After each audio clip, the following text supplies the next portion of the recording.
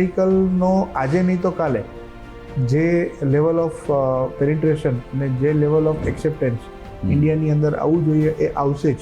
વર્લ્ડની નજર ઇન્ડિયામાં છે. આજે મહેમાન બન્યા છે એક એવા વ્યક્તિ કે જેઓ ઈવી સેક્ટરમાં એમનું ખૂબ મહત્વનું યોગદાન છે. વડોદરામાં છીએ મિત્રો, અને સ્પીડ ફોર્સ ઈવીના ડિરેક્ટર છે કપિલભાઈ વિંડી. હુ ઇઝ કપિલભાઈ વિંડી? હું પોતે સેલ્ફ મેડ છું. હું કોર્પોરેટમાં જોબ કરતો હતો. ત્યાંથી મેં એક વર્કશોપથી એક મારું પોતાનું વર્કશોપ હતું, હાથે ગાડી રિપેર કરતો અને સર્વિસ કરતો. ત્યાંથી આજે મારા 450 ફ્રેન્ચાઇઝી વર્કશોપ છે. સ્ટ્રગલિંગ પીરિયડ કેવો હતો? હા, અમે લોકોએ બહુ સ્ટ્રગલ જોયું. હવે ગ્રોથ ટાઈમ ફરીથી આવ્યો છે જે આવનારા દશકાઓ માટે રહેશે. આઈ ઓલ્સો રીડ ધેટ કે ફોરેનની કેટલી કંપનીઓ પણ ઇન્ડિયા આવી રહી છે ઈવી સેક્ટરને. કંપનીઝ અત્યારે ઇન્ડિયાની અંદર આવવા માટે તરબરાટ કરે છે. India definitely can emerge as again a world leader. જ્યારે 50% લોકો ઈવી થઈ જશે ઇન્ડિયામાં, એની અર્થતંત્ર પર કેટલી ઇફેક્ટ થશે ઇન્ડિયાના? કે ડીઝલનો ભાવ 2 રૂપિયા વધે ને એટલે દૂધનો ભાવ 50 પૈસા વધે. આપણો જીડીપી ઓવરઓલ જે છે ઇટ ઇમ્પેક્ટ એને ઇમ્પેક્ટ કરે છે. શું વિઝન છે નેક્સ્ટ?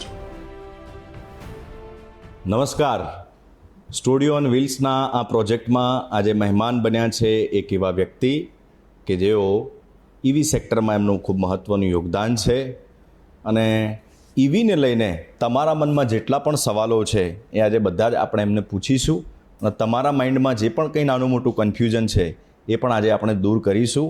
અને બદલાતા સમયની સાથે ઈવી સેક્ટરમાં શું ચેન્જીસ આવ્યા છે અને કેટલું વર્ક કરી રહ્યું છે, અને લોકો કેટલા ઈવી સેક્ટર સાથે જોડાઈ રહ્યા છે, અને આવનારા સમયમાં ઈવીના સેક્ટરનો શું રોલ હશે, આ તમામ સવાલો પર આપણે ચર્ચા કરવાના છીએ. એટલે વડોદરામાં છીએ મિત્રો, અને સ્પીડ ફોર્સ ઈવીના ડિરેક્ટર છે કપિલભાઈ વિંડી ગેસ્ટ છે આજે પોડકાસ્ટના. સૌથી પહેલાં તો વેલકમ સર આપને for your valuable time. Thank you. અમે જ્યાં જ્યાં ફરીએ છીએ તો હમણાં તો કન્ડિશન એવી ચાલી રહી છે માર્કેટમાં. એક બાજુ ડીઝલ પેટ્રોલના કન્ટિન્યુઅસલી પ્રાઇસ વધી રહ્યા છે, અને ન્યૂઝમાં પણ આપણે જોઈએ છીએ. ઇવન રોડ ઉપર પણ એ જોવા મળે છે કે સડનલી એકદમ ઈવીની ગાડીઓને ઈવીના 2 વ્હીલર વધારે જોવા મળી રહ્યા છે. લોકો પરચેસ કરી રહ્યા છે. તો આ વિઝન તમે પહેલેથી જ જોઈ લીધું હતું કે આવું થશે? હા, અત્યારે જો કે કરંટ પરિબળો જોતા તો અમારા જેવા કંપની માટે એવું કહેવાય કે ઇટ ઇઝ અ બ્લેઝિંગ ઇન ડિસગાઇઝ. જે ઓફ લેટ છેલ્લા 2 વર્ષથી જે રિટેલ સેગમેન્ટમાં ઇલેક્ટ્રિક વ્હીકલમાં એક ઇન્ડિયન કન્ઝ્યુમરની જે મેન્ટાલિટી હતી કે ઇલેક્ટ્રિક વ્હીકલમાં જવું કે ન જવું, એ એક માઇન્ડસેટ હતો, તે હવે ફોર્સફુલી ચેન્જ થઈ રહ્યો છે. કેમ? તો કે અત્યારે લોકોને હવે જઈને રિયલાઇઝ થાય છે કે આપણે પેટ્રોલ ડીઝલ બહુ ઇઝીલી મળી જતું હતું આપણે અત્યારે જેમ જોઈએ એમ. રાઈટ. પણ જ્યારે એનું ફેક્ટ્સ ખબર પડી, કેટલા લોકોને ખબર હશે કે આપણે રોજ કેટલા હજારો કરોડનું આજે નુકસાન જાય છે ગવર્મેન્ટને? કેટલા લોકોને ખબર હશે કે સ્ટેટ ઓફ હોર્મુઝ શું હતું? હમણાં લોકોને ખબર પડી કે સ્ટેટ ઓફ કન્ડિશન થઈ ત્યારે ખબર પડી. કન્ડિશન થઈ ત્યારે ખબર પડી, બટ ઇટ વોઝ હેપનિંગ. તો આપણી ગવર્મેન્ટ કોઈને કોઈ રીતે સસ્ટેન કરતી હતી. અને ઇલેક્ટ્રિક વ્હીકલનો આજે નહીં તો કાલે જે લેવલ ઓફ પેનિટ્રેશન અને જે લેવલ ઓફ એક્સેપ્ટન્સ ઇન્ડિયાની અંદર આવવું જોઈએ એ આવશે જ.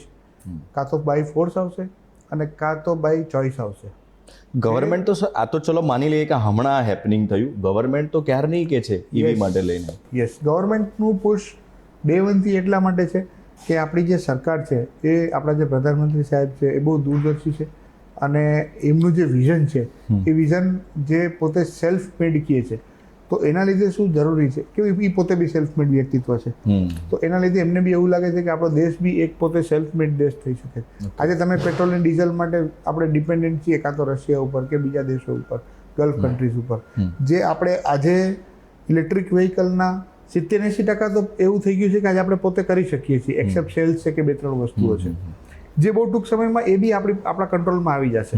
તો જતા વર્ષોમાં 5, 10, 15 વર્ષોની અંદર 2047ની જ્યારે આપણે વાત કરીએ ત્યારે 100% આપણો દેશ આત્મનિર્ભર 100% મોબિલિટીની અંદર થઈ શકે એવું એમનું વિઝન છે. તો એ આટલા વર્ષોથી એટલે જ પુશ કરી રહ્યા હતા, અને એ પ્રમાણનું ઇન્ફ્રાસ્ટ્રક્ચર ડેવલપમેન્ટ બી દેશમાં થઈ રહ્યું છે. રાઈટ. હમણાં એવું પણ આપણે વાંચીએ છીએ કે ભાઈ અમદાવાદ જેવા સિટીમાં તો સાંજે AQI 200 ઉપર જતો રહેતો હોય છે. દિલ્હીના અંદર પોલ્યુશનની બહુ ખરાબ કન્ડિશન છે. એમાં ઈવીનો ખૂબ મહત્વનો રોલ હોઈ શકે. હા, બિલકુલ. ઇલેક્ટ્રિક વ્હીકલનું ખાલી પોલ્યુશનના કમ્પેરિઝન કરતાં પોલ્યુશન તો 100% વાહનો જે છે એ પોલ્યુશનની અંદર એક ભાગ ભજવે છે. અપાર્ટ ફ્રોમ તમે ફેક્ટરીઝ જોશો કે જે અલગ પોલ્યુશનના જે પરિબળો છે એ જોશો, પણ વાહન બી એક પ્રકાર છે જે આપણા કંટ્રોલમાં છે. આજે તમે ફેક્ટરીનું જે ધુમાડો નીકળે છે એ તમે કે હું એઝ અ કોમન મેન આપણે રોકી નથી શકવાના. આપણા કંટ્રોલમાં એ છે કાં તો આપણે ઝાડ ઉગાડીએ અને કાં પછી આપણે પોતે જેટલું બને એટલું પોલ્યુશન ઓછું કરીએ અને એમાં આપણે કોન્ટ્રીબ્યુટ કરીએ, કેમ કે આજ રહીને આપણી પેઢી આ જ પોલ્યુશનમાં જીવવાની છે. તો આપણે એનું ધ્યાન રાખવા માટે ઇલેક્ટ્રિક વ્હીકલ અથવા તો ઓલ્ટરનેટ ફ્યુલ કોઈ બી આપણે અપનાવવું એ બહુ જરૂરી છે, જે ગવર્મેન્ટ હંમેશા પુશ કરે છે. ઓકે, પણ ચેલેન્જિંગ તમને લાગે છે ઘણા બધા છે, કારણ કે જે મોટી મોટી કંપનીઓ છે ઓલરેડી જે 2 વ્હીલર બનાવે છે પેટ્રોલ ડીઝલના, એ ઓલમોસ્ટ 100 યરથી છે, એમની પાસે 100 વર્ષની લેગેસી છે, અને EV માટે કેટલું ચેલેન્જિંગ છે અને કેટલું ફાસ્ટ સાબિત થઈ શકે છે? જો ચેલેન્જ દરેક સ્થળ ઉપર અથવા ચેલેન્જ દરેક પ્રોડક્ટ ઉપર, દરેક નવા ચેન્જ ઉપર આવવાનું જ છે.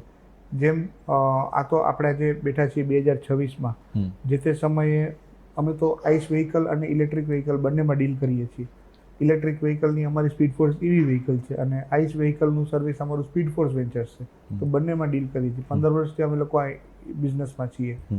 તો અમે જે ટ્રેન્ડ જોઈએ છીએ, તો એ ટ્રેન્ડ જોતા અમારું એવું એક જજમેન્ટ કહે અથવા અમારું એક ફોરકાસ્ટિંગ એવું કહે કે બજાજને બજાજ બનતા, હીરોને હીરો બનતા 100 વર્ષ 80-100 વર્ષ લાગ્યા, 3-4 જનરેશન.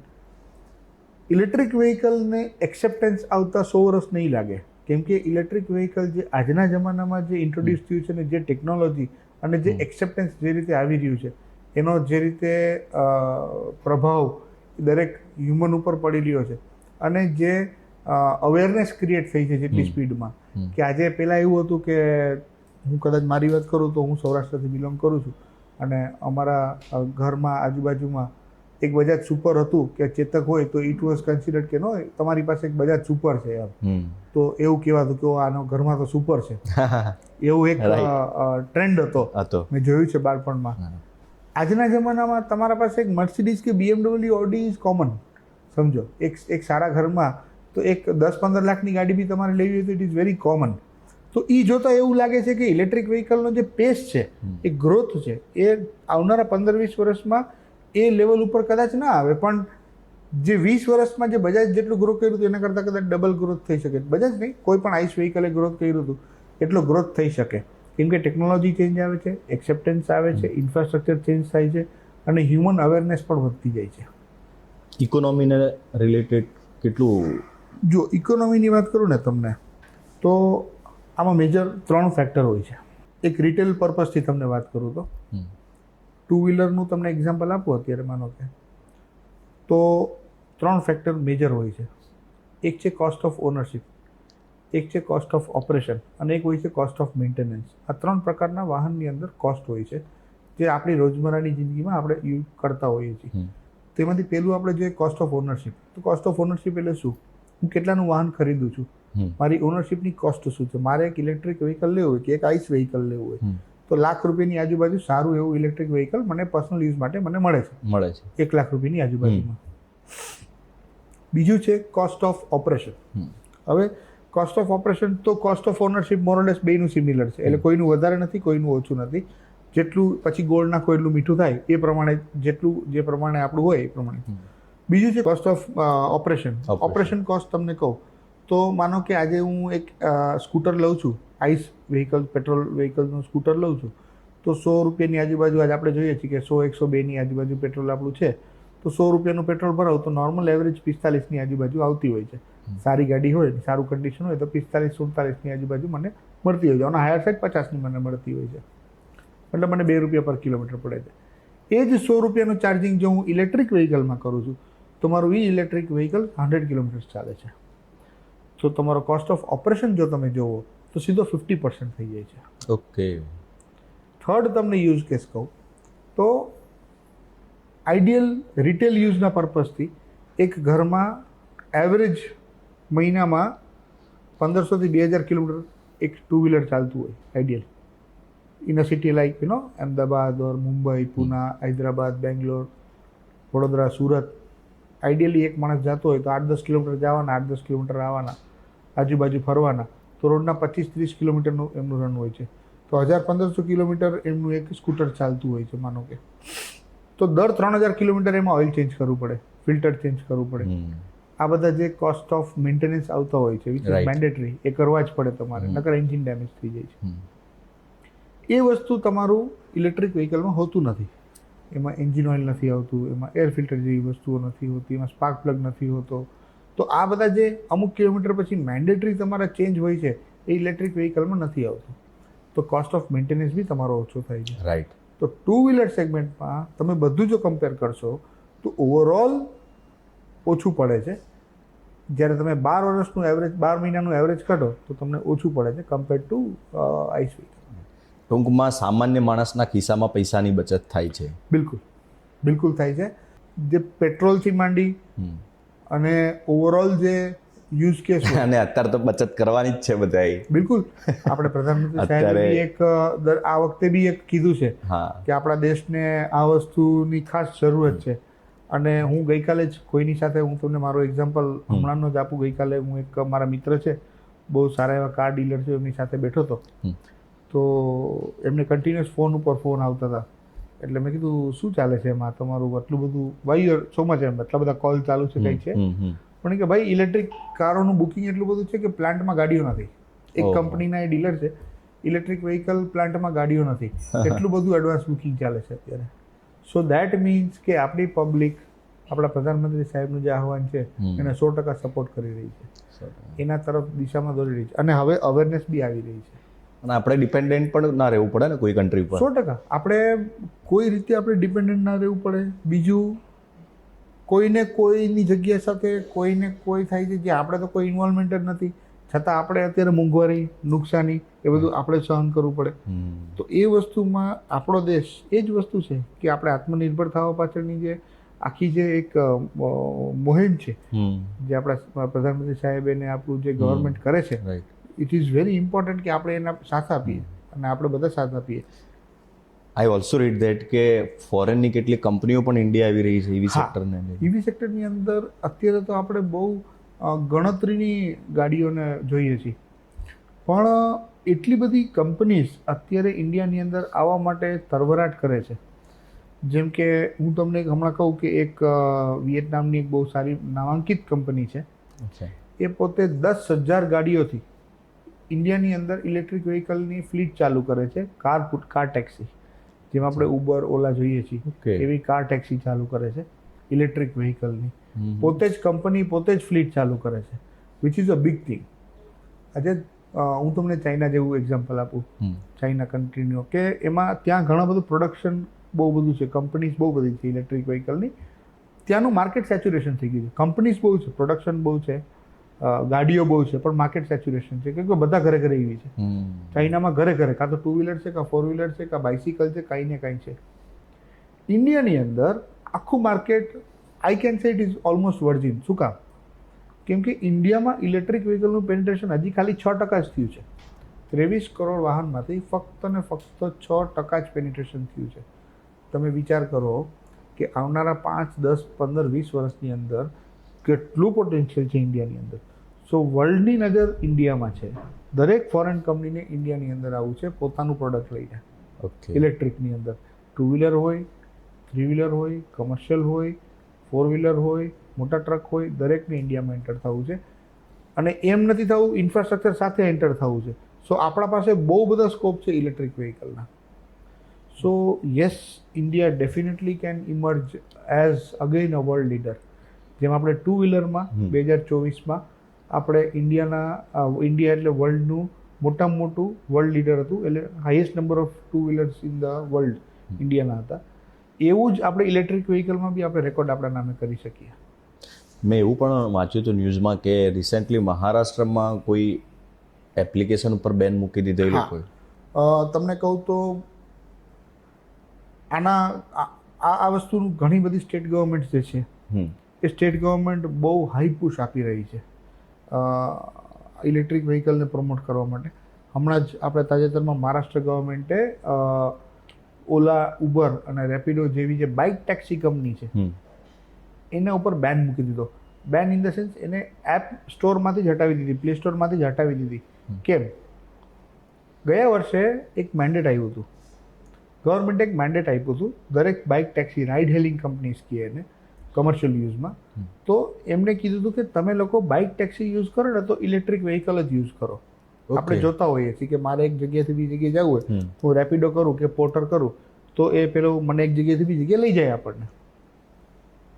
તો ગવર્મેન્ટે એવું કીધું કે તમે લોકો બાઇક ટેક્સી યુઝ કરો, પણ આ કંપનીઓએ કોઈ ધ્યાન ના આપ્યું અને વારંવાર એમને કહેવા છતાં બી કોઈ કંપનીએ ગણકાર્યું નહીં. તો છેલ્લે ગવર્મેન્ટે પોતાનો ડિસ્ક્રિશનરી પાવર યુઝ કરી, વિચ હેઝ ટુ બી, એ થવું જ જોઈએ. જો કંપનીઓ નહીં સમજે, કેમ કે એક બાજુ આપણા પ્રધાનમંત્રી સાહેબ એવું કહે છે કે તમે લોકો પેટ્રોલ યુઝ સેવ કરો, કાર પુલિંગ કરો, બાઇક પુલિંગ કરો, સેવ કરો તમે લોકો, અને એક બાજુ તમે લોકો પેટ્રોલની બાઇક ટેક્સી ચલાવો છો, વિચ ઇઝ નોટ રાઇટ. તમારા કમર્શિયલ પર્પઝ માટે ચલાવો, બટ તમે ઇલેક્ટ્રિક વ્હીકલ જે ગવર્મેન્ટનું સૂચન છે, આવું ને આવું હરિયાણા ગવર્મેન્ટે બી કરેલું, મહારાષ્ટ્ર ગવર્મેન્ટે બી કરેલું, દિલ્હી ગવર્મેન્ટે તો ઓલરેડી 2027 પછી રજિસ્ટ્રેશન બંધ કરેલું છે. સો અને ગુજરાત ગવર્મેન્ટ બી, I will definitely vouch for that કે અમે લોકો ગુજરાત ગવર્મેન્ટ સાથે બી, જીએસઆરટીસી સાથે બી અમે લોકો ઘણું કામ કરી રહ્યા છીએ. આવનારા દિવસોમાં અમે લોકો આવી રહ્યા છીએ ઇલેક્ટ્રિક મોબિલિટીમાં. તો આઈ કેન વાઉચ ફોર દેટ કે આપણી ગવર્મેન્ટ બી બહુ જ સેન્સિટિવ છે આ મેટરમાં અને બહુ સારા પગલાં લઈને આવી રહી છે. તો આ વસ્તુ કરવી જ પડે એવું છે. અને બેનિફિટ છે ને ગ્રાઉન્ડ પર લોકોને થશે, કેમ કે એ લોકો જો ટેક્સીમાં ઈવી યુઝ કરશે તો કોસ્ટ જે છે સામેવાળાની એ પણ ડાઉન થવાની છે. યસ, બધી રીતે. આજે પેસેન્જરની કોસ્ટ ઓછી થવાની છે, યુઝરની કોસ્ટ ઓછી થવાની છે, ઓવરઓલ તમારી મોંઘવારી બી તમારા કંટ્રોલમાં રહેવાની છે અને તમારો પર્પઝ તો સોલ્વ થાય જ છે. સેમ પર્પઝ સોલ્વ થાય છે. તો પછી what is the harm in that? તો જેટલું જલ્દી આપણે એક્સેપ્ટન્સ કરી લઈશું એટલું આપણા માટે ફાયદો જ છે. આપણે કલ્પના કરીએ અત્યારે બેઠા છીએ, કારણ કે વર્ષો પછી ક્યારેક કોઈ આ પોડકાસ્ટ જોશે કે ઇન્ટરવ્યૂ જોશે તો આપણને પણ રિયલાઇઝ થાય કે આટલા વર્ષો પહેલાં એક આવો સવાલ પૂછીને આવો જવાબ આપણે સાંભળેલો. જ્યારે 50% લોકો એવી થઈ જશે ઇન્ડિયામાં, એની અર્થતંત્ર પર કેટલી ઇફેક્ટ થશે ઇન્ડિયાના? એટલે અર્થતંત્ર ઉપર એટલી ઇફેક્ટ થશે કે આજે જે આપણું જીડીપીનો ગ્રોથ રેટ છે એ મેજરલી હાર્મ થાય છે આપણા જે ફ્યુલના ઓવરહેડ્સ છે. હું તમને એક બહુ સામાન્ય એક એક્ઝામ્પલથી તમને સમજાવું કે ડીઝલનો ભાવ 2 રૂપિયા વધે ને એટલે દૂધનો ભાવ 50 પૈસા વધે. તમે સમજો, ડીઝલનો ભાવ 2 રૂપિયા વધવાથી એક થેલીનો 50 પૈસા ભાવ વધી જાય છે. બ્રેડનો ભાવ 1 રૂપિયા વધી જાય. જે સામાન્ય માણસ ડુંગળી, બટેકા, પ્યાજ, જે બધાની કોસ્ટમાં વધારો થઈ જાય બધી જગ્યાએ. તો જે આપણો જીડીપી ઓવરઓલ જે છે ઇટ એને ઇમ્પેક્ટ કરે છે. એ વસ્તુ ફ્યુલ કોસ્ટ ઓછી થાય છે.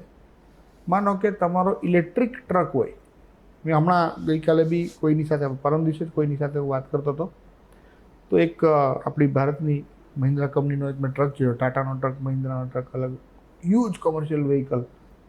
એક ચાર્જિંગમાં સાહેબ 350 કિલોમીટર ચાલે છે. હવે તમે 350 કિલોમીટર તમે ડીઝલનો હિસાબ કરો તો લગભગ 8-10 હજાર રૂપિયાનું ડીઝલ તમારું જતું રહે છે. રાઈટ. હેવી લોડેડ ટ્રકમાં થઈ જાય, જે તમારું કદાચ 500 કે 1000 રૂપિયાના ચાર્જિંગમાં પતી જાય છે.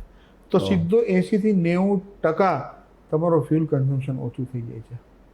તો હવે એ જે ટ્રાન્સપોર્ટર છે એ જે ચાર્જ લેતો હશે, માનો કે 50,000 રૂપિયા ચાર્જ લેતો હશે ટ્રાન્સપોર્ટેશનમાં, એ ચાર્જ તમારી પાસેથી 10,000 રૂપિયા લેશે કે 20,000 રૂપિયા લેશે. તો મારો જો ટ્રાન્સપોર્ટેશન ચાર્જ ઓછો થઈ ગયો તો એ ખર્ચો, હું પ્રોડક્ટની કોસ્ટ બી ઓછી થઈ ગઈ, તો કન્ઝ્યુમર પાસે ઓછી થઈ ગઈ, ઓટોમેટિકલી આપણી ઇકોનોમી ગ્રો થશે. તો માણસ પાસે સેવિંગ પાવર વધશે, ઇન્વેસ્ટમેન્ટ પાવર વધશે, ડાયવર્સિફિકેશનનો પાવર વધશે, સ્પેન્ડિંગ પાવર વધશે. ઘણી બધી જગ્યાએ આ ફેક્ટર ઇમ્પેક્ટ કરી શકે એવું છે. કમર્શિયલમાં પણ ઘણું હેલ્પફુલ થાય. કમર્શિયલમાં તો 100% છે સાહેબ. કમર્શિયલમાં એટલા માટે કે આજે રિટેલ સેગમેન્ટમાં, જેમ મેં શરૂઆતની અંદર આપણે વાત કરી કે રિટેલ સેગમેન્ટની અંદર જે પાછલા 2-2.5 વર્ષથી જે લોકોના માઇન્ડસેટ એક હતું કે લેવું ન લેવું, સર્વિસ મળશે નહીં મળે, એવું એક રિટેલના કન્ઝ્યુમરના માઇન્ડમાં હતું.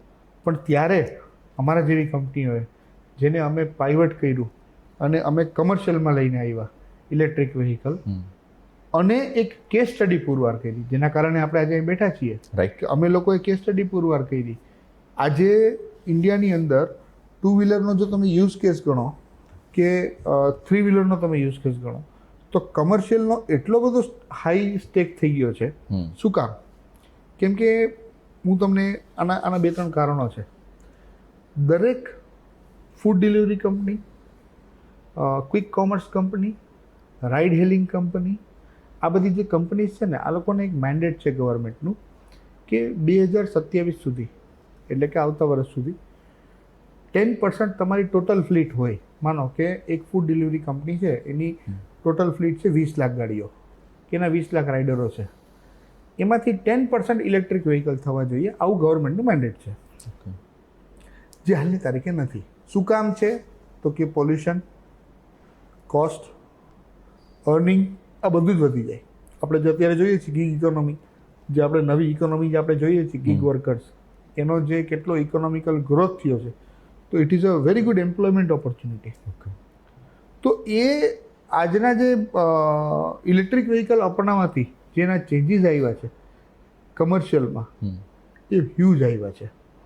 એટલે દરેક રીતે ફાયદો થાય છે. અને ફ્લીટ, અમે લોકો જે ફ્લીટ મોબિલિટીમાં કામ કરીએ છીએ, ઇલેક્ટ્રિક વ્હીકલ મોબિલિટીમાં, તો અમે લોકો આ બધી જે ફૂડ ડિલિવરી કંપની હોય, રાઇડ હેલિંગ કંપની હોય, ક્વિક કોમર્સ કંપની હોય, એ બધાને અમે લોકો ડિલિવરી તરીકે વાહન આપીએ છીએ, ઇલેક્ટ્રિક વ્હીકલ્સ આપીએ છીએ, જે એ લોકોના રાઇડર્સ યુઝ કરે છે. And they are very happy. અમે મેન્ટેન બી કરીએ, અમે રાઇડ કરીએ. કેમ? તો કે એક રાઇડર સાંજે 500 રૂપિયા બચાવીને જાય છે, મહિને 10-15 હજાર રૂપિયાને એક્સ્ટ્રા અર્નિંગ થાય છે. તો વી આર ફ્લડેડ વિથ ડિમાન્ડ્સ. અમારી પાસે આજે આ વર્ષની અંદર તમને વાત કરું તો લગભગ મારે 40,000 થી 50,000 વાહન ડિપ્લોય કરવાનો અમારી પાસે આજે ફ્લડ છે ઇલેક્ટ્રિક વ્હીકલ. સમજો. તો જ્યાં અમારે બી કેપેસિટી અમે વધારીએ છીએ અને અમે બી હવે એ લેવલ ઉપર અગેન રિવાલ્વ કરીને, તો commercial will bring the retail back. Okay. Steel તમને એવું લાગે છે કે જે EV 2 વ્હીલર યુઝ કરે છે અથવા જે લેવાનું વિચારી રહ્યા છે, એ લોકોમાં કોઈ કન્ફ્યુઝન હોય અને કન્ફ્યુઝન દૂર થવું જોઈએ? હા, કન્ફ્યુઝન, લોકોને અવેરનેસ નથી. સાચી વસ્તુ તમને કહું તો ક્યાંક ને ક્યાંક કોઈને કોઈ જગ્યાએ આપણે જોયું હોય કે નાના મોટા બનાવો બનતા હોય છે, તો એને એટલું બધું અનનેસેસરીલી પ્રમોટ કરી દેવામાં આવે છે, જ્યારે એવું હોતું નથી કે ઇલેક્ટ્રિક વ્હીકલમાં જ આગ લાગે. શું આપણે આઈસ વ્હીકલમાં આગ લાગતા નથી જોયું જ છે? આપણે કયા ગાડીમાં આગ નથી? કોઈ બી વસ્તુ છે તો એનો second side of the coin હોય જ છે. જેટલી સગવડ એટલી અગવડ હોય જ છે, પણ એ માણસ ભૂલી જાય છે કેમ કે વોલ્યુમમાં છે અને ઓપ્શન નથી. હવે કેવું છે કે ઇલેક્ટ્રિક વ્હીકલ આવી જતા એ જે અવેરનેસ છે, એ અવેરનેસ હવે ધીમે ધીમે ક્રિએટ થાય છે. અને બીજું કે મજબૂરી પડે છે ત્યારે માણસને કરવું જ પડે છે. અને પછી રિયલાઇઝ થાય છે કે ક્યાંક ને ક્યાંક આપણે બી આ મિસ્ટેક કરતા હતા, જે આપણે વહેલું સુધારી લીધું હોય. આપણે મોડા રિયલાઇઝ કરવા માટે બધા ટેવાઈ ગયેલા છે અહીંયા. So either it is done by will or it is done by push. કરવું તો પડશે જ. તો જેટલું આપણે વિલિંગલી કરી લઈશું તો એટલા આપણા વહેલા પૈસા બચશે, એટલો આપણો એઝ અ આપણે પોતાના હાઉસહોલ્ડ એક્સપેન્સીસમાં બી આપણને ફાયદો થશે. દરેક ઘરમાં આજે જે 4-5 હજાર 7 હજાર રૂપિયાનો જે પેટ્રોલનો એક્સપેન્સ થતો હોય છે, એ લગભગ 500,000 રૂપિયા ચાર્જિંગના એક્સપેન્સમાં પતી જશે. અને ચાર્જિંગનો એક્સપેન્સ પણ ક્યાં? તમે ઘરે સોલાર લગાડી દો, રિન્યુએબલ લગાડી દો, ઉપરથી તમને બેટરી, તમારો પાવર સેવ થાય છે. પાવર સેવ થશે, અને જો પાવર સેવ થશે તો તમને તમારા અકાઉન્ટમાં પૈસા જમા થશે. આ જ વસ્તુ છે. એટલે ગવર્મેન્ટ દરેક રીતે હેલ્પ કરે છે. રિન્યુએબલ આપે છે તમને, સોલારમાં પણ સબસિડી, સોલારમાં બી સબસિડી આપે છે, ઇલેક્ટ્રિક વ્હીકલનો બી સપોર્ટ કરે છે. હવે તો ઇન્ફ્રાસ્ટ્રક્ચર ડેવલપમેન્ટ બી ગવર્મેન્ટનો બહુ સરસ થઈ ગયું છે. ગવર્મેન્ટ બી દરેક જગ્યાએ એવું કહે છે કે તમે ચાર્જિંગ સ્ટેશન લગાડો, અમે તમને જગ્યા આપી, તમને હેવી કનેક્શન આપીએ. દરેક રીતે ગવર્મેન્ટ આપે છે. ખાલી વાહનમાં સબસિડી આપે છે એવું નથી. બધા પ્લેયરોને, કન્ઝ્યુમરને બધી રીતે ફાયદો થાય એવું છે. રાઈટ. તો કેમ નહીં, આપણે કેમ એક્સેપ્ટ ન કરીએ? શરૂઆતમાં આપણે જોયું હતું કે ચાર્જિંગ સ્ટેશન હોય, 4-5 વર્ષ પહેલાં તમે કોઈ રેકોર્ડ ઉપાડીને જુઓ ને, તો ચાર્જિંગ સ્ટેશનો એ લોકો એને વેન્ડલાઇઝ કરતા, તોડી નાખતા, ચોરી જતા. શું આપણે પેટ્રોલ પંપ ચોરી જઈએ છીએ? નહીં, કેમ કે એ આપણને જ કામ આવવાનો છે. તો આજના જમાનામાં એ ચેન્જ થઈ ગયું છે. તમે હાઈવે ઉપર, રોડ ઉપર કેટલા બધા ચાર્જિંગ સ્ટેશન તમે જોશો, all are safe and good to go, કોઈ પ્રોબ્લેમ નથી. હજુ એમાં ઘણું બધું કામ થવાનું બાકી છે. ઓકે, આવી રહ્યું છે. લોકોને એક બીજું જનરલી એવું કન્ફ્યુઝન હોય છે કે યાર EVની કાર ને તો બધું બહુ મોંઘું હોય છે, મતલબ સામાન્ય ચર્ચામાં સાંભળવા મળતું હોય છે. તો રિયલમાં આવું કંઈ હોય છે હા, અને હાલમાં- હોય છે તો શા માટે હોય છે? હા, હાલના તબક્કે એ મોંઘું એટલા માટે છે કેમ કે હજી એમાં ઇનોવેશન થઈ રહ્યું છે. હજી એમાં બેટરી એક એવી વસ્તુઓ છે કે એ જ જે મેં તમને શરૂઆતમાં કીધું કે હજુ બી આપણે 20-30% જે છે એ બહારના દેશ ઉપર થોડું ડિપેન્ડન્સી છે આપણી ઇલેક્ટ્રિક વ્હીકલમાં. જેમ કે સેલ બેટરીના જે બેટરી પેક તમારું અહીંયા બને છે, પણ સેલ જે છે that we have to import, જેના પર બી કામ થઈ રહ્યું છે. આજે નહીં તો 2-5 વર્ષે આપણા ઇન્ડિયન બ્રેઇન એટલા હોશિયાર છે કે એ બી એનો બી આપણી પાસે તોડ નીકળી જશે અને એ બી આગળ જતાં આપણે 100% સેલ્ફ ડિપેન્ડન્ટ થઈ જશું. We are very positive on that. પણ as far as today is concern, આજની આપણે વાત કરીએ છીએ તો યસ, ઇલેક્ટ્રિક કારનો પ્રાઇસ થોડો મોંઘો છે, પણ અગેન ઓપરેશનલી તમને સસ્તી પડે છે. એક જે 200 કિલોમીટર માનો કે અહીંથી મારે અમદાવાદ જઈને Right. પાછું આવવું હોય, વડોદરાથી અમદાવાદ જઈને પાછું આવવું હોય તો એ મને 1000-1500 રૂપિયાનું મારું સીએનજી જાય કે 1500-2000 રૂપિયાનું મારું પેટ્રોલ જાય છે. એની સામે મારું 500-600 રૂપિયાનું મારું ઇલેક્ટ્રિક વ્હીકલને ચાર્જિંગમાં હું જઈને આવી શકું છું કોઈ પણ કારમાં. તો જેને આ રીતનો રન રહેતો હોય છે, તમે આજે આપણા ગુજરાતની અંદર શું છે કે આપણા એરિયાઝ નાના છે. કોઈ પણ સિટીમાં તમે જાઓ તો સિટીનો જે પેરીફેરી છે એ નાની છે કમ્પેર્ડ ટુ મુંબઈ, પુના, બેંગ્લોર, હૈદરાબાદ, કોલકાતા, દિલ્હી. ત્યાં તમે જોશો તો ઇલેક્ટ્રિકનો યુઝ કમર્શિયલી અને પર્સનલી બહુ વધી ગયો છે. આજે અમે લોકો ટ્રાવેલ કરતા હોઈએ છીએ, અમારી ઓફિસ છે બોમ્બે છે, પુના છે, અમે લોકો ટ્રાવેલ કરતા હોઈએ છીએ, અમે જોઈએ છીએ કે જે લોકો પર્સનલ ઘરેથી ઓફિસ જવા માટે, માનો કે એક તમને મુંબઈનો જ એક્ઝામ્પલ આપું એરિયા વાઇઝ, તો જે માણસ આજે બોરીવલીથી થાણે જતો ગાડી લઈને, જે કાર લઈને, જેને ટ્રેનમાં નથી જવું કે પબ્લિક ટ્રાન્સપોર્ટમાં નથી જતો, જે કાર લઈને જતો હતો, એનું રોજનું લગભગ કન્ઝમ્પશન આઈડિયલી 700-800-1000 રૂપિયાનું પેટ્રોલનું થતું હતું. જ્યાં જે વન ચાર્જમાં જઈને પાછો આવી જાય છે તો બી એની બેટરી થોડી ઘણી હોય છે, તો એ 400-500 રૂપિયામાં જઈને આવી જાય, તો એનું રોજનું 400-500 રૂપિયાનું સેવિંગ થવા માંડ્યું છે. તો આનો યુઝ કેસ જ્યાં યુસેજ હાઈ છે ત્યાં તમે એનો જે કોસ્ટિંગ છે એને તમે એવરેજ આઉટ કરી શકો. પછી તમે 20 લાખની ગાડી લઈને તમે દિવસની 10-20 કિલોમીટર ના ચલાવો તે તો પછી કોઈ બી ગાડીનો મતલબ નથી. શું વિઝન છે નેક્સ્ટ? અમારું વિઝન એવું છે કે જેમ મેં તમને કીધું કે કમર્શિયલી અને ઇલેક્ટ્રિક વ્હીકલ સ્પેસની અંદર અમારે એ લેવલ સુધી એક એવું પહોંચાડવું છે જેમાં મેં આઈસમાં બી 15 વર્ષથી અમે કરેલું કે એટલીસ્ટ અમે દરેક સ્ટેટમાં, જેમ અમારું પ્રેઝન્સ આખા ઇન્ડિયાની અંદર છે, ઓલ સ્ટેટ્સ બધી જગ્યાએ અમે લોકો પ્રેઝન્સ છીએ. ઇન્ડિયાના દરેક સ્ટેટમાં દરેક વ્યક્તિના નામ ઉપર, મોટા ઉપર અમારું નામ હોવું જોઈએ કે આ સ્પીડ ફોર્સ ઈવી જે કંપની છે એને લોકોને એનેબલ કર્યા અને ફ્લીટ મોબિલિટીની અંદર, ઇકોસિસ્ટમની અંદર અમે લોકો પેન ઇન્ડિયા આજની તારીખે નંબર 1 છીએ અને ભવિષ્યમાં અમે બની રહી, એ જ અમારું એક વિઝન છે. એક લાસ્ટ ક્વેશ્ચન. Yes sir. તમે જ્યારે આનું વિઝન શરૂઆતમાં જોયું હશે એ વખતે લોકોમાં બિલકુલ અવેરનેસ નહોતી, અત્યારે તો થોડા ઘણી પણ છે, તો એ વખતની સ્ટ્રગલિંગ પીરિયડ કેવો હતો? હા, અમે લોકોએ બહુ સ્ટ્રગલ જોયું કેમ કે ત્યારે એક ઇલેક્ટ્રિક વ્હીકલમાં એક બૂમ આવી, પછી સડન ડીપ આવી, અમુક કારણોના લીધે સડન ડીપ આવી અને પછી પાછું અમે લોકોએ પીવટ કર્યું. તો એ જે પાછલા 2 વર્ષ જે સ્ટ્રગલિંગ હતા, પાછલા 2 વર્ષ જે અમે લોકોએ જે સમય કાઢ્યો, એ સમય એ પ્રકારનો હતો કે સસ્ટેન કરી લેવું એ જ બહુ ઇમ્પોર્ટન્ટ હતું ને અમે એમાં સર્વાઈવને સસ્ટેન કરી ગયા. અને હવે ગ્રોથ ટાઈમ ફરીથી આવ્યો છે જે આવનારા દશકાઓ માટે રહેશે. હવેનો જે ગ્રોથ છે ને એ દશકાઓ માટે રહેશે. તો અત્યારના સમયમાં અમારા જેવી કંપનીઝ જે ટકી રહી, જે સ્ટ્રગલમાંથી કાઢીને સમય છે પાછલા 2-2.5 વર્ષમાંથી અમે જે સસ્ટેન કરી લીધું, હવેનો જે ગ્રોથ છે એ દશકાઓ માટે રહેશે, ખાલી વર્ષો માટે નહીં રહે. ઇન શોર્ટ, જે લોકો નવા અત્યારે આવી રહ્યા છે, સ્ટાર્ટઅપ કરી રહ્યા છે એવીમાં, એમના માટે બેનિફિટ જ છે. યસ. અને જે લોકોને બી સ્ટાર્ટઅપ કરી રહ્યા છે, જે લોકોને બી અમારી કોઈ પણ મદદ જોઈતી હોય છે, ઓકે, તો અમે હંમેશા તત્પર હોય છે, તૈયાર બી હોય છે લોકોને પ્રમોટ કરવા, હેલ્પ કરવા માટે. અને કોઈ પણને આ ઇન્ડસ્ટ્રીની અંદર આવીને ગ્રો કરવું હોય છે, કેમ કે અમારી પાસે આખું ઇકોસિસ્ટમ છે, સર્વિસ છે, સ્પેર્સ છે, સેલ્સ છે, બેટરી સ્વેપિંગ છે, બેટરી ચાર્જિંગ છે, ઇન્સ્યોરન્સ છે, ઓકે, ટેકનોલોજી છે, જેમ કે જીઓ અમારું ટેકનોલોજી પાર્ટનર છે.